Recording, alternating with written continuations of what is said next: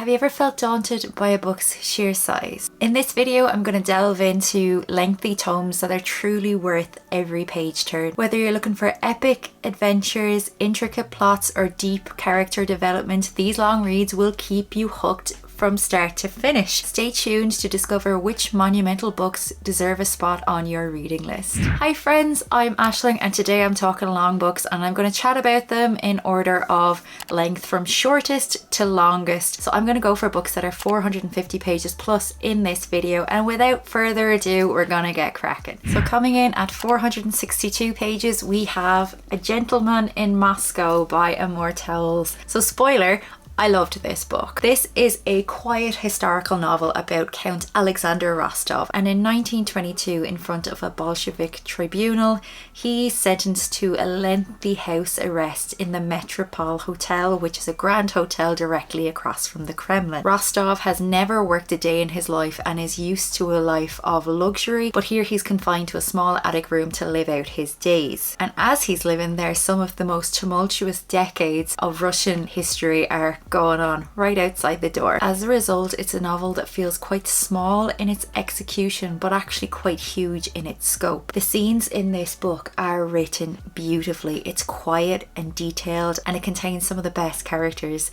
that I think I've ever encountered. I understand that some people might think that this book is actually quite slow and indeed maybe even boring, and it won't be for everybody, but if you're the type of reader that really enjoys detailed meditations on what it means to be a person of purpose, then I feel like this could be just the book for you. Next up then, we have one of my favorite books of all time, and indeed it is written by one of my favorite authors of all time.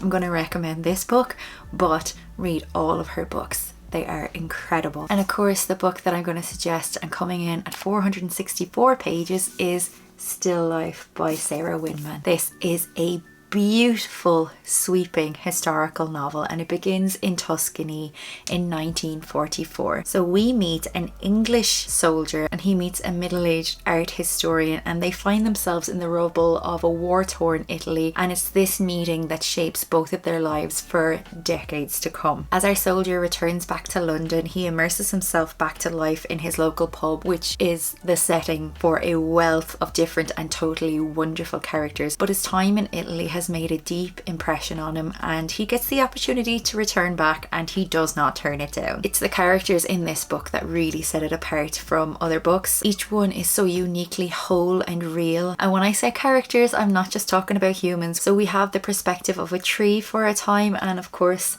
a parrot as well, and I have never felt as connected or as heartbroken by a little bird in my life. My heart is broken just thinking about this book, but I mean that in the best way possible. The prose is absolutely beautiful and the story is dealt with such profound tenderness. It is at times quite a dark novel, but we find humour and delight in the most unlikely of places.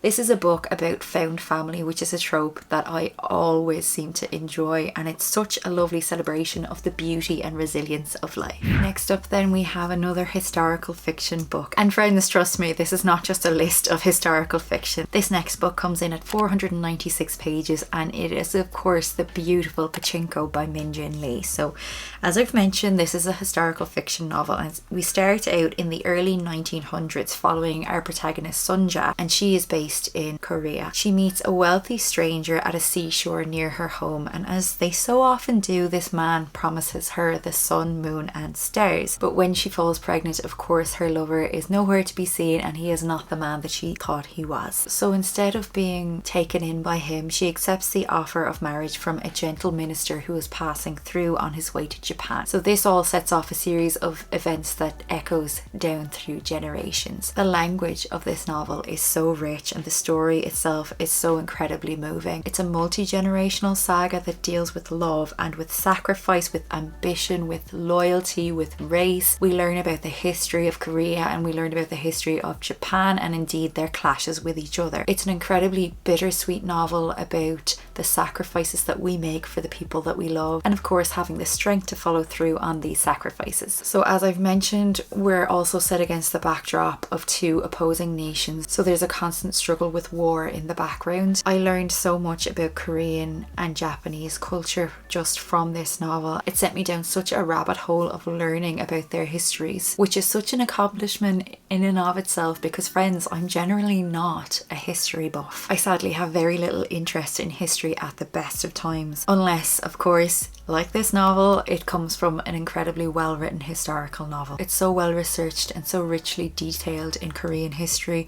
While there's so much struggle in this book, there is so much hope and resilience as well. So it's not all a bit of a downer. The characters, as I've mentioned, they're really well written, and the relationship dynamics are so beautiful and so believable, and I urge you to pick this one up. Surprise, surprise, then we have yet another historical fiction novel, and coming in at 608 pages, we have Great Circle by Maggie Shipstead. Friends, there's a reason that this one was nominated for the Booker Prize, but don't be frightened. It's not a pretentious book. It's such a wild and beautiful adventure. This is a sweeping historical novel that spans so many places and quite a lot of time. So initially we follow Marion and Jamie, who are siblings and are rescued from a sinking ocean liner and end up living in a small home with their uncle in Montana after this event. After encountering a pair of pilots flying through town in a beat-up plane, Marion becomes obsessed with the idea of learning to fly and becoming a pilot herself. She drops out of school and finds an unexpected patron who helps her in securing a plane and paying for flight lessons. And if you think that's it, there's actually plenty more, because this story is juxtaposed against another timeline. So 100 years later, we meet Hadley Baxter, who is an actor, and she is playing our Marion in a film about her life and her untimely disappearance in Antarctica. Her immersion into Marion's history and life unfolds alongside real time of Marion's life unfolding as well. This is an epic novel. It's really well researched, it's really well written, and it is so beautifully told. Such a good book. Next up then, we have a book that comes in at 626 pages, and that is Cloud Cuckoo Land by Anthony Doerr. What, you say it's not a historical novel? Well, actually it kind of is. Hear me out. So this is written by the same author as the infamous All the Light We Cannot See, and I personally feel as though this book is actually the book that deserves so much more attention. It's much more ambitious and unusual in its scope. So as I've mentioned, it's not just a historical novel. So we follow different characters set over 3 different timelines. So we're in Constantinople in 1453, we are in Idaho in 2020, and we are someplace, sometime in the future. It's essentially a book about a book, but it's also so much more than that. It feels like a contemporary literary fiction novel. It also reads like a historical fiction novel, and it also is a starkly rendered futuristic sci-fi. And while this might sound like it's too much to fit into one book, oh my gosh, is it done really well. Doerr writes this book with such mastery and skill. The characters are really well written, really well rounded. The interactions are so good. There's just something about this book. I can't understand how somebody would even begin to write a novel like this. It's so good. While there are some stories and some timelines that I preferred over others, that doesn't mean that any of the timelines are written badly or not enjoyable. Overall, this is a book that I think far too many are sleeping on. You need to pick this one up. It is so good. It is such a trip of a book. This list would not be complete without, of course, A Little Life by Hanya Yanagihara, and this one comes in at 736 pages. So friends, we're getting into quite chunky territory. We follow a group of 4 friends who meet in college, and we follow them for decades afterwards. So this is a contemporary literary novel, but it covers quite a significant space of time. This book is mostly set in New York, and New York, the place itself, feels almost like another character within this novel. We follow mainly the 4 points of view of our 4 characters, but we also follow other points of view, and the story feels incredibly postmodern in the way that Yanagihara tells stories, because she tells stories and then within the stories she kind of goes on a tangent and tells another story, but never does it feel unnecessary and tangential. Did I pronounce that right? The story flows beautifully, it reads beautifully, it was written beautifully. This author is the kind of author that writes a book that makes me forget that I'm reading. at all. It's an entirely character-driven novel, but I really found myself enraptured with the plot all the same. I wouldn't get away with mentioning that this book is incredibly sad. It's often referred to as trauma porn, and friends, I personally don't agree with that observation, but each to their own. The list of trigger warnings is quite endless, not the least of which we have SA, we have abuse, and we have self-harm, so check those trigger warnings. I feel like Yanagihara set out to write a story about a deeply difficult and traumatic life, one in which a character cannot catch any breaks at all and just doesn't quite get the happy ending that we really want him to have. I really appreciated this because stories often don't actually have this nice neat little bow wrapped around them in real life. Shit happens. Sometimes people's lives are really difficult, and I hate this idea that suffering is for a reason. Sometimes suffering is just suffering, and suffering can just be shit, and that's the end of it. I will mention another criticism of Yanagihara's writing, and that is that she writes stories about queer men quite often. So from the perspective of a woman, she is obviously not a queer man, so this does give rise to the issue of who should get to tell a story, and the whole idea of own stories, and who gets to claim the story of somebody else and who shouldn't be able to do that. And yes, I get this, friends, but I feel like if Yanagihara didn't write this story, nobody else would have written it in the way that she did, and I honestly think it would be a real travesty if this book didn't exist. If you haven't copped on by now, this is one of my favourite books of all time. I read it last September, and almost a year later I'm still thinking about it regularly. I felt completely enthralled and utterly immersed in this world while I was reading it. And I will say, I doubt that I have ever cried as much while reading a book. So if you're not into sad books, this isn't for you, but don't skip out on this one just because you've heard of it being trauma porn. I feel like it's so much more than that. And it is a really difficult read, but don't get me wrong, it is impeccable. You're going to notice a theme here because next up we have yet another book that is one of my favourites of all time. And friends, I don't have that many favourites. This book comes in at 880 pages, and that is The Goldfinch by Donna Tartt. One of the best books ever written, without a doubt. I read this book in 2018 and it sat in my heart and in my gut ever since, and my partner Sean has only just finished it recently, and throughout his reading of it, it has made me kind of relearn why I loved this book so much in the first place. So we start out following a 13-year-old boy named Theo Decker, and he lives in New York and he survives something very tragic in the very early pages of this book, and it's very traumatic and it really turns his life upside down. He's quite alone and adrift and ends up being taken in by the family of a friend of his. Theo's life is largely dictated by the lack of his mother in his life, and he clings to a painting that reminds him of her. The Goldfinch. It's a real painting, friends. It's beautiful. He's largely alienated, but he does make friends and build relationships with some really great characters along the way. There is so much more about this plot, and I knew nothing about it going into it. And maybe I'm biased, but I think that's probably the best way to go into this book. I think if you talk about the plot of this book, you won't really feel what's so special about this book. While the plot itself might not sound really appealing or really intriguing, it's the writing and the character development that will really sell you within this book. We're based primarily in contemporary America, but the setting does change, and we do move through a few different countries as well. There's so much more suspense in this book than I was expecting. I did not expect to be kind of stressed reading it, but I mean that in a good way. The writing, of course, is really beautiful and sharp, which is what we would always expect from Donna Tartt. It's a really sweeping story about loss, identity, love and fate. I love this book with my whole heart, and for me it definitely sits somewhere above The Secret History, which I know is quite controversial because that seems to be the one that most people really love, but I personally love novels that span time and place, and I just could not put it down when I was reading it. If you've watched the film and didn't like it, just don't let that put you off. The film is nothing like the book, really. The book is so much more nuanced and just wonderful. Maybe we'll just forget that the film ever happened.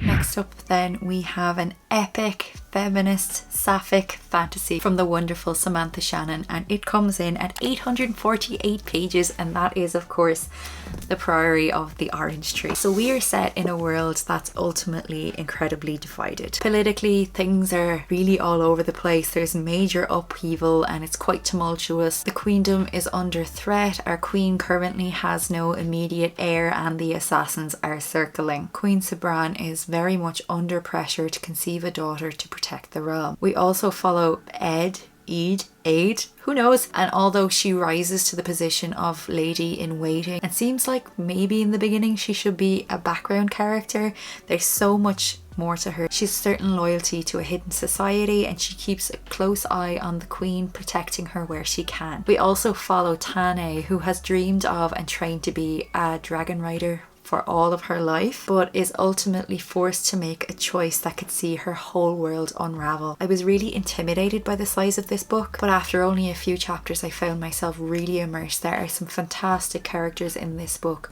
completely aside from the ones that I have mentioned. The plotting is so good and the pacing works wonderfully. This is absolutely not one to be disregarded for its size. Pick it up if you're into fantasy, give it a go. You will not be disappointed. Next up then is a novel from Stephen King, and I know he's known for writing quite a lot of epic novels, but the one that I'm going to talk about today comes in at 1088 pages, and that is of course It. I know that this book is quite well known given its film adaptations, but at the time that I read it I knew very little if nothing about it apart from the fact that there is a scary clown. So this is the story of a group of young teenagers who go on the hunt to discover what has happened to one of their younger brothers and to see if they can retrieve him. This is also juxtaposed against the storyline of these same teens but in adulthood, where they return to their hometown Derry to once again face the nightmare that they faced as kids. I know that Stephen King isn't for everybody, but personally I actually really enjoy his writing. I just find his character work to be so good. I love his dialogue and I find his worlds to be incredibly immersive. I won't say too much about the plot because I know that most of you already know what this book is about. I will mention though that there is a scene toward the end of this novel that's quite disturbing and unnecessary and probably wouldn't have been published in a contemporary setting, and I don't want to disregard that, but aside from that I really enjoyed this book. I will say I spent the bones of a year reading this book, so I'd pick it up, put it down, pick it up, put it down, and eventually I finished it just after about 12 months. So this story was rattling around inside me for such a long time. So for about a year I had this really creepy, unsettling feeling on top of my chronic anxiety. But I think that reading it slowly really lended itself to kind of getting into the mood of it, feeling really immersed and feeling like I was growing with these characters. Please don't disregard this book just because you feel like it's another generic horror from Stephen King. And then last but not least we have a book from a little old guy that you might know, and his name is Leo Tolstoy, and that is War and Peace. The biggest chunk on this list coming in at 1296 pages. Okay, so at the beginning of every year I decide to pick up a really big book off my shelves to kick off my reading year and to kind of not get caught up in the numbers and to slow down. And with this one I certainly did that. It took me about 3 months to read in total. So this book largely focuses on Napoleon's invasion of Russia in 1812, and we follow multiple points of view throughout this book. We have Pierre, who is the illegitimate son of a count, and he finds himself fighting for his inheritance, and he also is yearning for religious and spiritual fulfillment. We then also have the wonderful Prince Andrei, and he is leaving his family behind to go fight on the front of this war. And then of course we have the young and beautiful Natasha Rostov, and she's probably my favorite character in this novel. She is the lovely young daughter of a nobleman and finds herself a woman of interest to the two previously mentioned characters, but don't let me fool you, that is not the only thing that's interesting about her character. Her character development in this book is brilliant. So we follow people from all walks of life, all different backgrounds. We have peasants, we have nobility, we have soldiers, we have civilians, and we get a really unique insight into this era and into their culture. The characters really do come alive here, and by the end I was so wholly invested in their stories. I went into this book with very little knowledge of the Napoleonic Wars, of Napoleon's invasion into Russia. I knew nothing about it. I had no cultural or historical background knowledge before going into this book, and I didn't really know what I was facing into. I just thought, hey look, I'll read it 1 page at a time. So maybe in some ways I might have missed some of the nuances, but for the most part I actually found this book so much more accessible than I expected. It is of course a really long book. It is quite an old classic, so the language can be quite dry, quite difficult to kind of unravel sometimes, but please don't let that put you off. This book surprised me to my core. I never thought that I'd be somebody that could say, hey, I read War and Peace, and I thought I'd just be saying that in a braggy way as if it would be some sort of a slog, but I became so immersed in this in the 3 months that I read it. Don't sleep on it. Give it a go. It is so worth it. And so friends, that is my list of 10 recommendations of really long books that are absolutely, in my humble opinion, very much worth the read. Let me know if there are any books that you would recommend to me, because I'm very much a long book reader. I find them so much more immersive, and I love getting caught up in a really long book with characters that I really enjoy. If you want to leave a comment but don't know what to leave, depending on whether you prefer literary fiction or fantasy, leave me a little bird emoji or a dragon emoji. Otherwise, thank you so much for watching as ever, and I'll chat to you next week in another video. Take care, bye bye.